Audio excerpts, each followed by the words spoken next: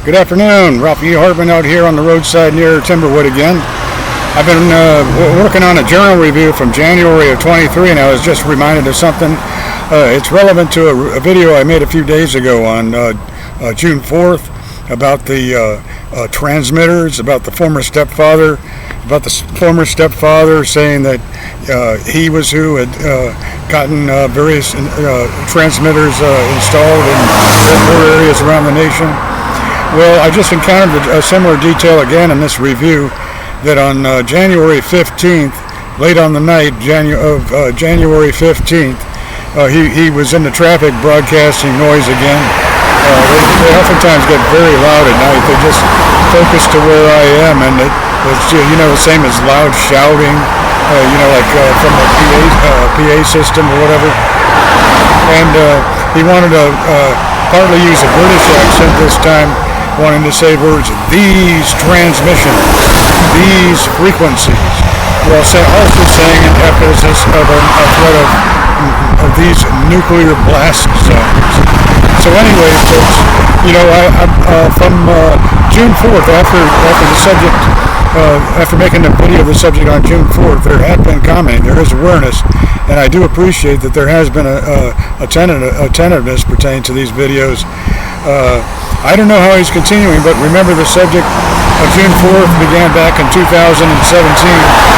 I'm attaching a little bit, an excerpt from a journal review to this. Love had an aircraft parts business, and he used to drive all around the nation. A lot of his stuff was obtained from the federal government by bidding on surplus items, surplus from Air Force bases, naval air stations, etc.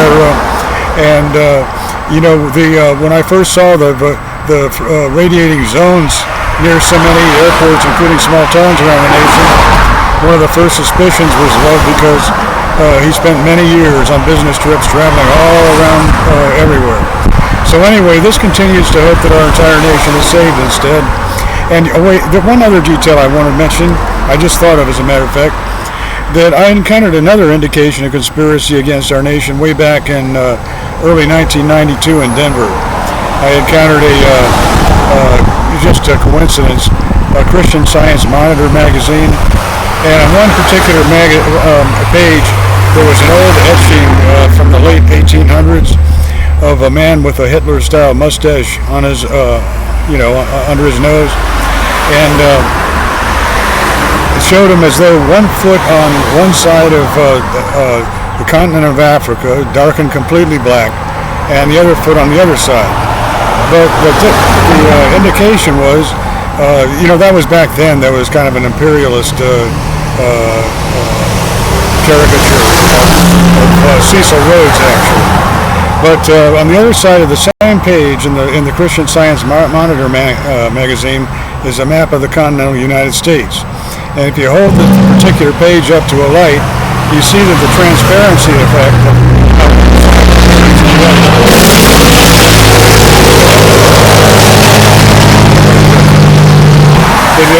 exactly portrays as though, because most people aren't aware of the appearance of Cecil Rhodes from back in the 1880s, 1890s. It conveys a kind of like a hidden impression or hidden notification of Adolf Hitler standing with 1 foot on the east coast of the United States and 1 foot on the west coast, and everything in between all blowing out as though destroyed, including the Los Angeles area, everything except for the extreme border area in the state of Florida. Well, obviously it wasn't an actual event occurring. Hopefully it won't ever occur. But the comparison of the two pages, the editorial, that's what the appearance is meant to convey the concern. So anyway, I think there was a Roland Emmerich movie that ended up happening, showing the entire United States destroyed except just the border area.